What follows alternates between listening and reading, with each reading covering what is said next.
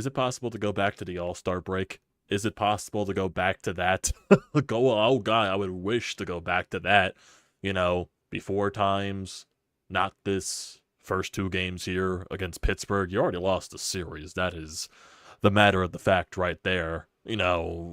Fucking, you get a healthy lineup today because JT Realmuto returned to the lineup. You finally had the, fully healthy lineup for the first time since what, May? Since the time that Trey Turner went down with his hamstring injury.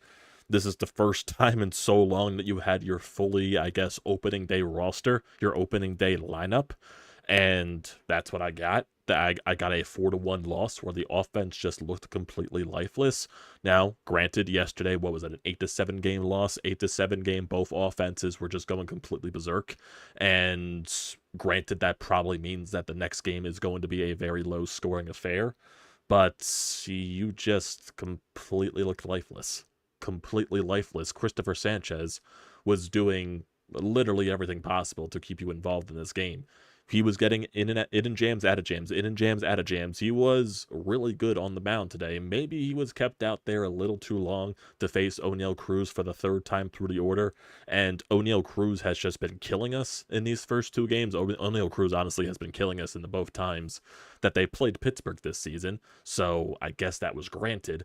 But so I guess you could put him now on the list of Philly killers. It just all starts, I guess it's in that sixth inning when you allow that leadoff home run to Andrew McCutchen. Of course that happens. And, you get to, I believe it was the final out of the inning. You have a chance to get out of the inning with, Oneil Cruz up lefty, and, he hits a double, makes it 2-0. And then Oneil Cruz continues to extend a lead in the bottom of the eighth against Matt Strahm. Just completely obliterated a fastball right, I would say, on the outside part of the plate, just obliterated it. Just absolutely obliterated it. Dude can hit 112 plus off the bat nonchalantly. He can throw a ball from basically the outfield grass, right ahead of above the shortstop position. He could throw at the first base in a matter of it's nothing. He has that strong of an arm. He's that good of a fielder. He has that strong of a bat. It's just absolutely unreal that what Oneil Cruz can do when he is on a tear. And sadly, that is the case here. But in these first two games, yes, everyone keeps bringing up, the Pittsburgh Pirates, they're one of the hottest teams in baseball coming into this series. They won 7 of 8 coming into this. Now it's 8 of 9, 9 of 10 after these past two games. I don't give a crap. I don't give a crap. I want you to show life. You showed life yesterday. Your bullpen cost you that. Today, your offense just didn't do anything. Granted, yes, the unplayed umpire was terrible behind the plate. That is always a given with Major League Baseball. That's every single game. That's not the reason why you lost. You just couldn't touch Ortiz on the mound. It was just that ridiculous. You couldn't even luster anything. You did have a chance with 2 outs. Nick Castellanos and JT Realmuto on second and third.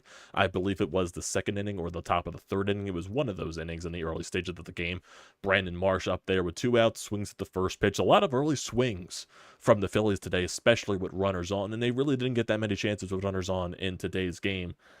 Just with all things going for them there. The Phillies only had 4 hits in totality today. They were on base. So Bone walk, JT walk, so that's on base twice right there.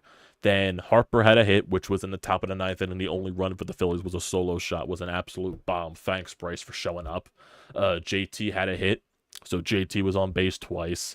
Nick Castellanos had a hit, which was the double, and then Rojas had a hit. So you had 4 hits. You were on base 6 times totality in today's game. That is just insane. You went 0 for 1 with runners in scoring position, and that was the lone Brandon Marsh chance. I believe that was in the second or the third inning. You left 4 runners on base in total.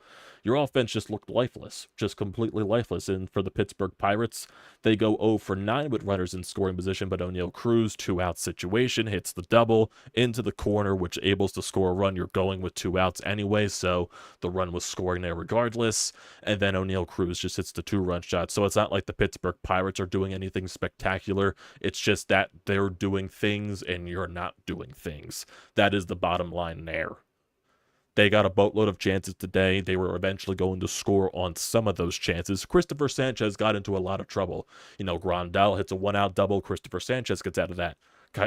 Connor Joe gets a leadoff double. Christopher Sanchez gets out of that. And I'm not putting anything in this game on Christopher Sanchez. I thought that Christopher Sanchez was really good in this game, all things considered, with his road numbers and splits there. I thought this was a pretty good performance from Christopher Sanchez. This just all goes to the offense. All goes to the offense for tonight's game. Christopher Sanchez's stat line, of course, the second, well, he was in there for all 2 runs allowed for his night tonight. 5 2/3, 8 hits, 2 earned runs, 2 strikeouts, 1 home run allowed, which was the Andrew McCutchen. 90 pitches, 56 strikes, a 2.97 average. I believe that lifts that ERA up after this game just a tad. Ruiz came in to get the final out of that 6th inning. He needed 8 pitches to do so. Seranthony Dominguez pitched a relatively clean 7th inning, and then Matt Strahm with 2 outs against O'Neill Cruz allowed that 2-run shot. And of course, if Matt Strahm doesn't allow that 2-run shot, Bryce Harper's home run makes it a 1-run game in the top of the 9th inning. Who knows what happens there? But I know what some people are probably going to say. Oh, it wouldn't have mattered. 1 run doesn't really mean anything for this Phillies lineup. Of course. And I put into the title of the stream, it is not time to panic, because, of course, every Philadelphia fan is going to panic after this, because that's just what Philadelphia fans do. I'm not blaming everybody for being frustrated. You were allowed to be frustrated. Once again, I am trying to state, do not go overboard. And it just feels like after every loss, which it looks like right now, this team is just in a low point of the season where, they have a couple of series where they don't play their best baseball, and what happens, it's going to happen throughout the course of a season. I fully expect this team to bounce back, because that's what they've been doing this entire year. And yes, they clearly shows that they still need help from the trade deadline. Obviously, what team does not? They need bullpen help. They need extra supplements for the bench, blah, blah, blah, blah, blah. Platoon for Brandon Marsh, someone to play in center field permanently for Johan Rojas. And that's basically it. Maybe a depth starting pitcher, but, I've already stated what they need and everything there. I really don't think I need to state that again. So, if we look at these past 2 games, the Braves, they had a doubleheader with the Cardinals today. The Braves won the first game, and I think right now, currently in game 2, they are losing that game, if I'm not mistaken, currently. If the last time I checked, yes, the Braves, bottom of the 8th inning, they're losing 6-5, but they do have a runner on second base with 2 outs, so I guess we can keep updated with that game against St. Louis and the Braves. The Cardinals were winning 6-2 at one point, but then the Braves hit 3 home runs, I believe, in the 6th or the 7th inning to make it a 1-run ball game. So it's coming down to the wire there against the Braves and the Cardinals. Looks like the Cardinals got out of that inning without allowing the tying run across the plate. Marcelo Zuna was the last guy to bat in that inning for Atlanta. So hopefully the Cardinals can help us out there tonight by at least splitting the doubleheader with Atlanta, helping us out a little bit there. But what else is it? What else is there? Trying to see if there's anything here from Rob Thompson post-game here. There really isn't much to talk about offensively with this team, because nothing really happened. Top of the 1st inning, you go down 1-2-3. Bottom of the 1st inning, Christopher Sanchez allows a hit. Then, runner on second base manages to get out of that situation. Johan Rojas makes an insane diving catch out in center field to basically save the 1st inning that ended off there without allowing a run for Christopher Sanchez. It was an insane diving catch. Had to sprawl out to make it. Top of the 2nd inning, JT walks with 1 out. Nick Castellanos doubles. In this state of the situation, I was not able to watch this game at the beginning. I was basically in the car driving home, looking through the MLB app. I don't know why I wasn't listening to the radio, but there could have been a, chance maybe for JT to score on that. I have no idea. I didn't see the hit happen. I don't know if it was deep enough for JT to even score on that play. So whatever it is, Brandon Marsh swung at the first pitch and flew out to left field with 2 runners on. Bottom of the 2nd inning, after a Brian Hayes single, Christopher Sanchez gets out of that. 1-2-3 for the Phillies in the top of the 3rd. Bottom of the 3rd inning, after a Grandal double with 1 out, Christopher Sanchez manages to get out of that situation. Top of the 4th inning, Bone walks. Nothing happens there. Bottom of the 4th inning, a leadoff double for Connor Joe. Christopher Sanchez gets out of that situation. Top of the 5th, after a 2-out single by Rojas, nothing happens there. Bottom of the 5th inning, Christopher Sanchez gets a 1-2-3. Top of the 6th, Phillies go 1-2-3. So that's basically the summary of this game right now. Bottom of the 6th inning, 3-1 count for Andrew McCutchen. He crushes it into the bullpen, puts the Pirates on the board. Brian Reynolds then singles. Joe grounds into a double play. So you get 2 outs there, but then Gonzalez singles with 2 outs. And then O'Neill Cruz in a 2-1 count doubles down the right field line, scores the run, makes it 2-0. Then Ruiz comes into the ball game, gets out of the inning. A lot of people were complaining about Christopher Sanchez staying in against O'Neal Cruz. Christopher Sanchez struck out O'Neal Cruz twice in this ball game. I don't blame Rob Thompson for that scenario, keeping Christopher Sanchez in that situation. Lefty.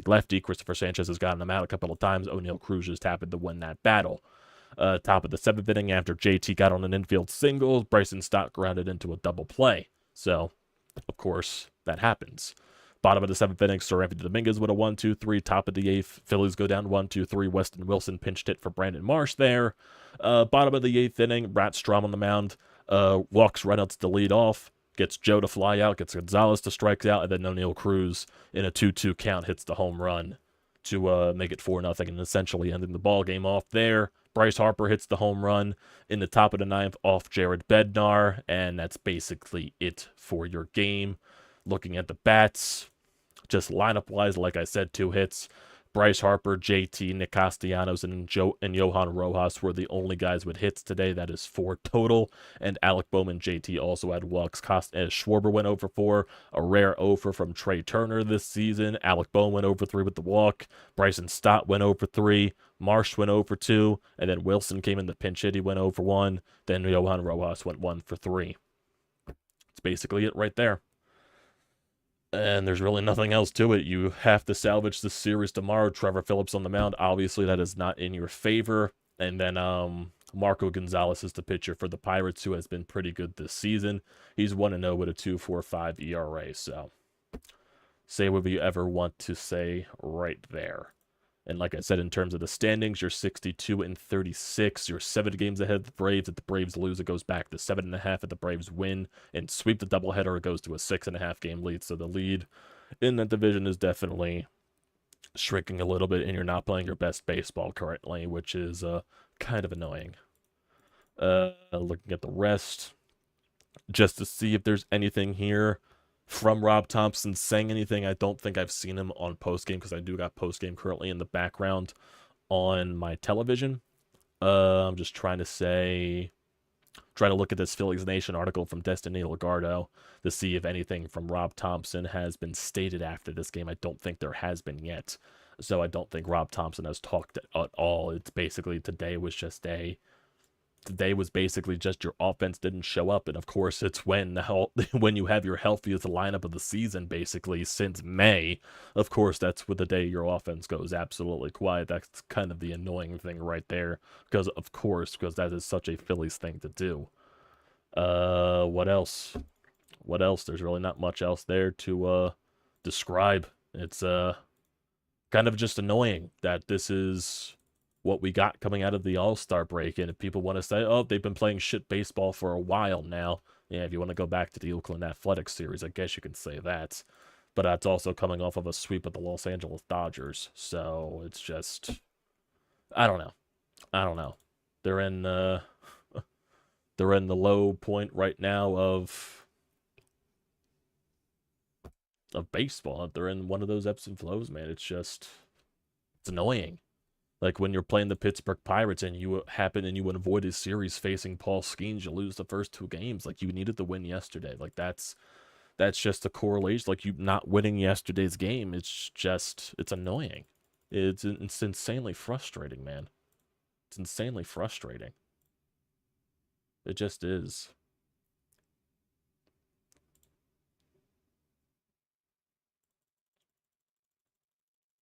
It just is. Well, Sean, you keep saying they're going to get swept tomorrow, knowing you keep saying that they'll probably win, because that would be insanely Phillies to do. They'll end up salvaging the series with the most pitching matchup that does not favor them, because that would just be the case. That would obviously be the case. Like, I wouldn't count them out winning tomorrow, because why not? Because that always happens. So the Cardinals, they just added on a run in the top of the 9th inning. Now it's 7-5, so hopefully St. Louis closes that out and helps us out a little bit there. That can help at least. Damn, Sean, you're really down on this team. You're really down on this team. Sean, I have a question mark for you. You get insanely down on this team. I understand you're frustrated. I don't want to single you out here, but it's like when they go on a bad stretch, you really harp on them and you really get down, man. You really get down on them. I just want to know, why do you go so extreme on the losses? Is it just because of the separation with the Atlanta Braves and you want to get as much separation as possible? Is it just solely because of that is why you harp on them so badly when they lose and when they go on a bad stretch? I just want to know that personally. I'm not even trying to single you out there. I just want to know. I'm just personally knowing. Because I do see your voicemail right here, and I see the first sentence that there's absolutely no positives, which is understandable, which is very understandable. But I just want to know personally. Like, I am confident in this team's ability to bounce back. I don't know why anybody shouldn't be. They're in a bad stretch of baseball right now, and it happens during a course of a 162. It just happens to be against teams that you should beat. It happened against Oakland. It's happening against Pittsburgh. I understand the frustration. I really do. I'm frustrated along with you, but I just can't get into overreact. That's why I put it's not time to panic in the title. That's what I did, at least. It's because he's a Phillies sports fan. That's probably understandable. That's probably the reason. But speaking of Sean, let's get to his voicemail, because don't want to harp on the guy too much. I love the guy to death. But let's get.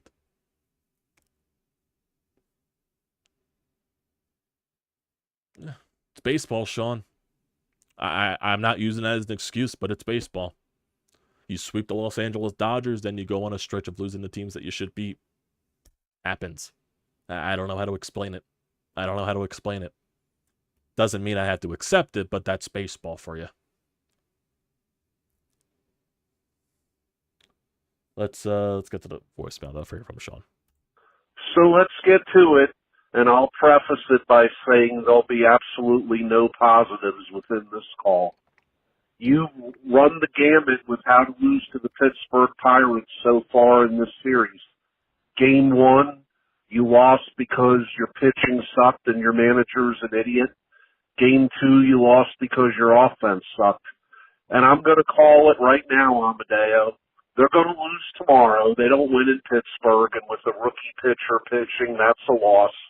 And I think they lose at least 2 out of 3 in Minnesota. They are now doing... I'm going to hold your horses right there. Why are you guaranteeing they lose 2 or 3 in Minnesota? Why are you automatically guaranteeing that? Come on, Sean. You're better than that, man. You're better than that. You're better than that. Continue. The one thing that I was fearful of them doing, they are allowing Atlanta to stay relevant in this race. And the longer you let them stay relevant in this race, the tighter this race is going to become.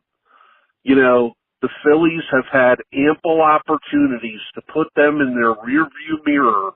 And when you're shitting the bed against the Oakland A's and the Pittsburgh Pirates, I don't know, man. And one last thing. For everybody that's so quick to throw Aiden Miller in trades, Trey Turner is a fucking sieve at shortstop. Anything hit to that guy goes under him, off him, through him, etc. He's not long for this world playing shortstop for the Philadelphia Phillies. Don't be too quick to throw Aiden Miller away as just, yesterday's garbage. They may need this kid more sooner than you think. Jeez, you were very down on this team. Come, Sean, you're better than that, man. If I'm right, get back to me. Come on, dude. What are you expecting this team to collapse the rest of the way? Is that where you're going to right now? Because that's the attitude I'm getting. That's the energy I'm getting for you. Your team is, what is that? 26 games above 500? You're 26 games above 500, and we're acting like the season's over. Come on, Sean. I know you're better than that, man. I know you're better than that. I know you're better than that. I understand their schedule. I understand their schedule that's coming up. I fully 100% understand the schedule that's coming up. Minnesota, yes, that is not going to be an easy series. We still don't know who is pitching for the Twins that series. We have Ranger Suarez, Zack Wheeler, Aaron Nola in that series. That should benefit you. I understand Ranger Suarez has not pitched well lately, but he's overdue for a good start. Zack Wheeler should put you in the benefit. Aaron Nola, I know he didn't pitch well in the first game against Pittsburgh, but I expect Aaron Nola to bounce back. It's not a guarantee they lose the series. And the offense can wake up at any moment, so you're not giving them that much credit. The Cleveland Guardians and the Yankees, obviously, yes, that's going to be a tough series regardless. But, let's see. What is the... I'm looking at the Guardians right here. So, looking at the Cleveland Guardians right here, look at their home record compared to the road record. Their home record, yes, they're elite at home. They're 31-11, while they're 28-26 on the road. So they're a beatable bunch on the road. And the New York Yankees, they haven't been playing their best baseball as of late. So that's granted. Granted, the Yankees are a better road team than a home team. What else?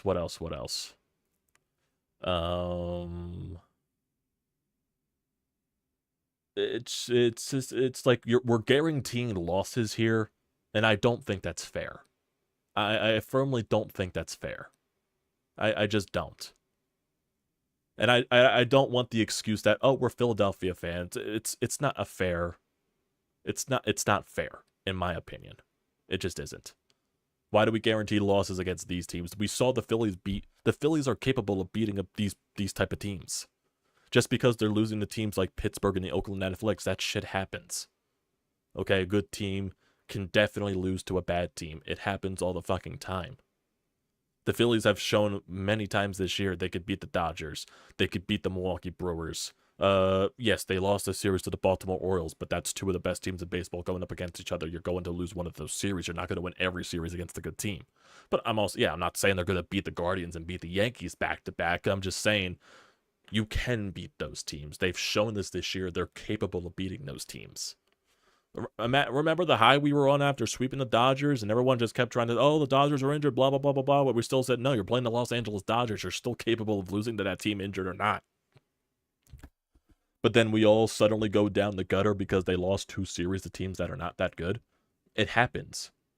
The Braves last year 100% lost a couple of back-to-back series against teams that they probably should have beaten. And they still won the division. Granted, it just...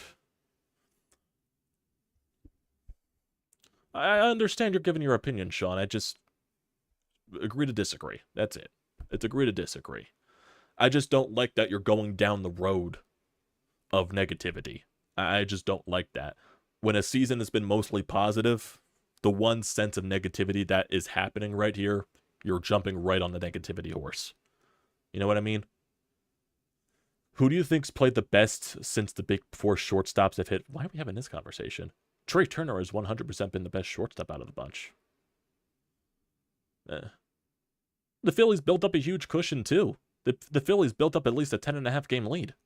I'm sure last year that got closer a little bit at some points, and then the Braves held on. Let's say the Phillies can't do that. I just don't think you're giving the Phillies enough credit. That's all. I just don't think you're giving this team enough credit. Because when the bad times happen, we jump on like it's the sinking ship. Or like, are we that PTSD'd from the Eagles season collapse? Are we that PTSD'd from the NLCS? Are we that PTSD'd? I'm just asking. I'm just very curious. That's all. And I'm sure when the good times happen again, because the good times will happen again, the Phillies will go on stretches of winning and we'll be back into the positive states. I just don't like that once they go on maybe a 2-series stretch of playing bad baseball, we go down like the rabbit hole of the sinking ship. The ship is sinking. That's all. That's all I want to stress. Remember when they lost those 2 series against the Giants and the Rockies on the road, and then they were fine after that? What if that's the case here? What if that's the case?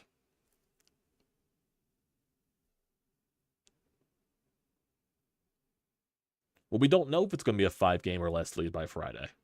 We don't know that. We can't just look that far into the future. Oh, it could be a 5-game lead. We can't do that. We can't do that. We don't know what's going to happen in Minnesota. I just don't think that's fair to the team that, oh, these is guaranteed losses, guaranteed losses, guaranteed losses. I just don't like that. Like, why would the Phillies lose to the Twins? Like, what's the main reason why the Phillies can lose to the Twins? Yes, the Phillies can lose to the Twins. The Twins are a good team in their own right. But it's like, why is that a guaranteed loss? Why the Guardians, really good team. Yankees, they've been really good teams this year. Why are they guaranteed losses? The Phillies have been the best team in baseball all year. The Phillies can beat these teams. Just because they lost 2 series in a row to the A's and the Pirates doesn't mean they can't beat teams like the Twins, Guardians, and the Yankees. I feel like they've proven that all year. You know what I mean? It's just that when we get so down in the dumps, it takes us forever to get out of that. I don't know why. I don't know why. I just don't know why. Because I see it all over social media, and it's here. It's crazy. It's crazy in my opinion.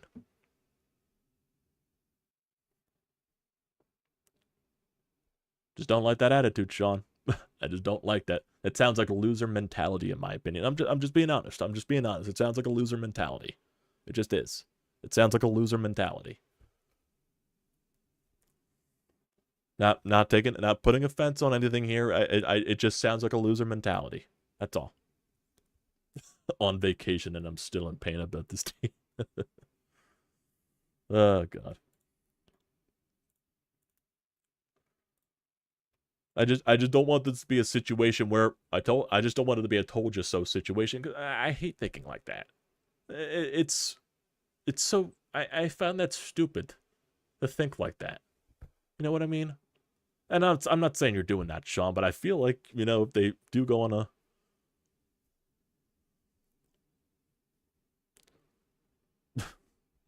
loser mentality, blunt honesty, I could be honest. I'm being honest, and I think this team is going to bounce back because they've done it all year. Just because they lost 2 series in a row, we probably said the same exact thing against Colorado and the Giants when they lost those 2 series. Look what happened after that. They were fine. The same thing could be happening here. They could be fine. And they just had 2 bad series. So, I'm sure the body language of the team was bad in those 2 series. The offense was bad in those 2 series. The pitching wasn't that sharp in those 2 series. They were fine after that. So, they're not going to win every single series. That's just physically impossible. It's physically impossible. I'm sorry for constantly calling you out, Sean, but you are a mainstay on the chat right here, besides some of the others. But and your comments are standing out right here. I apologize for constantly calling you out, but we just see we don't see eye to eye, and I think it's fine to have a reasonable discussion about this. Not going at your throat or anything here. I don't like doing that. That's just all I'm pointing out. Let's go to the Braves and the Cardinals. Cardinals won 9-5. So the Cardinals split that doubleheader with the Braves. The Braves can easily lose that series tomorrow.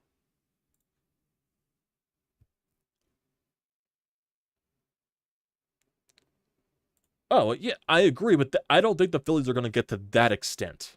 Where, and the Braves team this year, this is what the Braves team has been this year. They win a couple of series, they lose a couple of series. They win in 1 series, they lose 1 series. They win 2 series, lose 2 series. Win 1 series, lose 2 or 3 series. That's been the Braves the entire year. And granted, yes, they don't have Spencer Strider. They don't have Ronald Acuna Jr. They're still relatively healthy besides that. But that's been this Braves team this entire season. That's been the Braves team this entire season. Is that the Braves are capable of going on a good run? I'm not saying they're not. But from patterns of this year, that's what the Braves have been.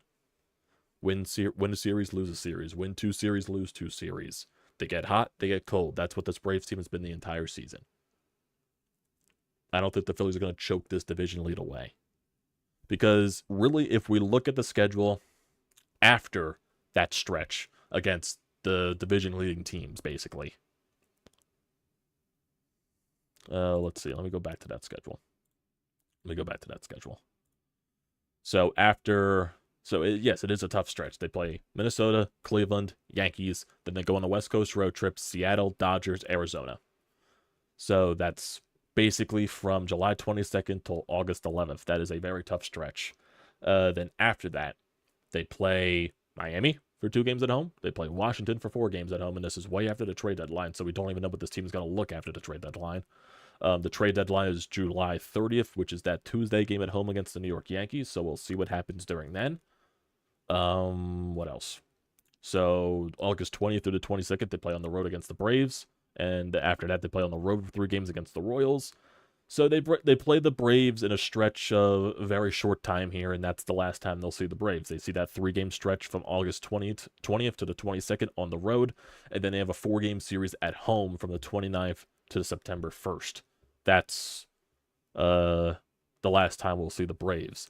And then your September schedule is Toronto, 2 games there, 4 games in Miami, 3 games against Tampa at home, 3 games against the Mets at home, 3 games in Milwaukee, 4 games against the Mets on the road, 3 games against Chicago, and then 3 games on the road against Washington.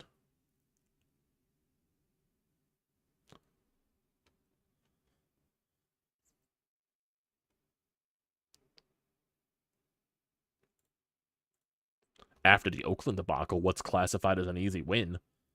How many bad teams have the Phillies beaten this year? The Phillies have beaten plenty of bad teams and taken care of business against plenty of bad teams. When we go through the schedule, I'll 100% go through the schedule. They swept Colorado at home. They swept the Chicago White Sox at home. They won a series against the Angels. They swept San Francisco at home in 4 games. They won a series against Miami. They won 3 of 4 games against the Mets. They swept the Washington Nationals. They swept the Texas Rangers. Yep, okay, 2 bad teams in a row right here. They lost a series to Colorado, and they lost a series to San Francisco. They won a series against St. Louis. I wouldn't classify that as a bad team now. Yeah, they lost. Boston's not a bad team. Baltimore's not a bad team. They won a series against San Diego. They won a series against Arizona. They won a series against the Detroit Tigers. Yeah, they split against the Miami Marlins, 4-game series. They won a series against the Chicago Cubs. So they've relatively beaten bad teams a lot this year. There's really only a stretch of 1, maybe 2, 3, 4, maybe 4 times that they've fallen short against bad teams. Relatively, they've beaten the bad teams and taken care of business against them.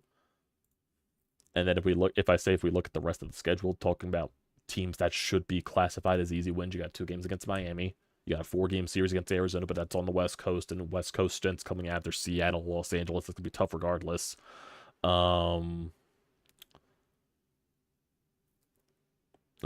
Bay at home, that's, a team that you should beat. The Chicago Cubs at home, that's a team you should beat. You should beat the Mets regardless. I don't care how good the Mets are playing. You should beat the Nationals on the road. Kansas City, I think they got good pitching, but they definitely falling off a cliff since they were, I wouldn't say falling off of a cliff, but definitely nowhere. Well, they're a bad road team. That's what it looks like right here. The Kansas City, they're still 54-45. That's respectable for them. But so I wouldn't classify them as a bad team. And yeah, no one's gonna be easy. I'm not saying these wins are guaranteed, but I'm saying like you're more favored than that. You know what I mean? Know what I mean?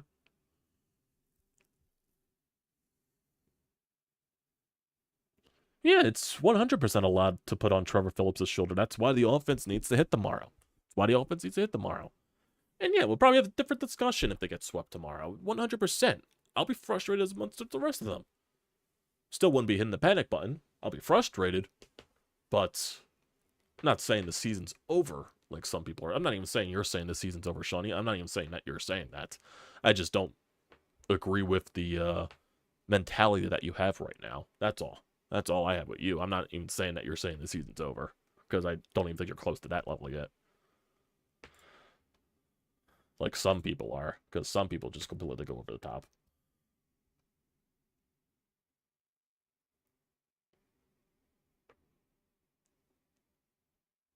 What else? What else? So with the Braves losing, that goes back to a 7.5 game lead. I completely hit the wrong thing.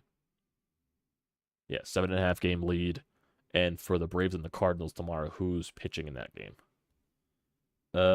Miles Michaelis going up against Spencer Schwellenbach, so that could be anybody's game at that point. Michaelis has not been good this year. 5.13 ERA, and Schwellenbach is a 4.43. So we'll see what happens in that case. Michaelis could have a good game. Schwellenbach could have a good game. We have no idea. No idea. Completely no idea there. And who are the Braves playing after this? I want to see their schedule after this. So, yeah, obviously the Braves don't have the caliber of schedule that we have. So after this game against the series against St. Louis, they got 3 games against the Reds. And I believe the Reds have been playing better, if I'm not mistaken. I think the Reds have been playing better. What are the Reds doing? Actually, no. That's not even a fact. They're not even playing better. They're the Reds. Then they got 4 games against the Mets. The Mets have been playing better, so that might be a tough series for them. I believe the Mets have swept them earlier in the year when they faced them. Then they play Milwaukee. That'll be a tough series. They play 4 games against They play Milwaukee. They see Milwaukee twice in a 3-series stretch. So they play Milwaukee 3 times on the road. Then they play Miami 4 times at home, and then they play Milwaukee again 3 times at home. So in that stretch of a couple of series, they see Milwaukee twice.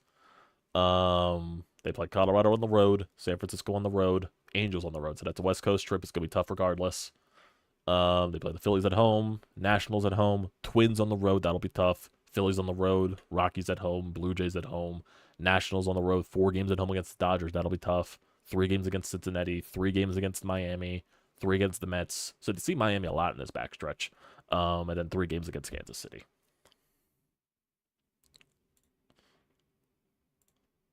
So we'll see. We'll see. Just trying to see. Is there anything from Rob Thompson here? I don't think there is. I think basically the summary is offense. That's basically it. You know what I mean?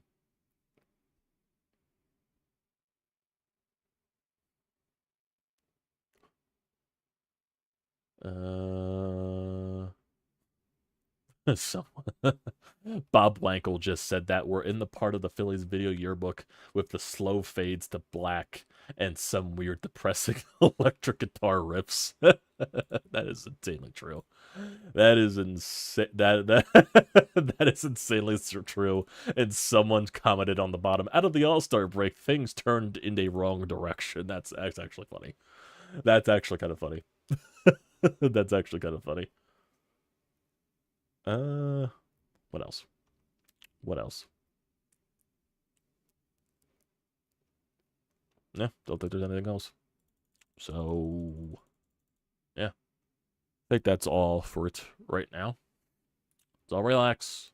We'll see what happens tomorrow. It's Trevor Phillips on the mound. Yeah, not guaranteed to win. Offense needs to show up. That's what needs to happen regardless. So, take a deep breath, get to sleep. 1:30 game tomorrow. We'll have a recap. We'll see what happens there. Knowing my luck, they'll get swept, and I have to record Brodes' reaction, and Brodes is going to go completely over the top because of Tunner. Probably. So we'll see. That'll be my luck. But I appreciate you guys tuning in, even though we don't see eye to eye sometimes. I still appreciate you tuning in. Love it. Love you guys. Appreciate it. Don't forget to leave a comment in the comment section down below. Don't forget to drop a like. Don't forget to hit that subscribe button. It does me a great deal of service. Also use the code TTPSPORTS, $20 off your first purchase at SeatGeek. Great deal, don't pass it up.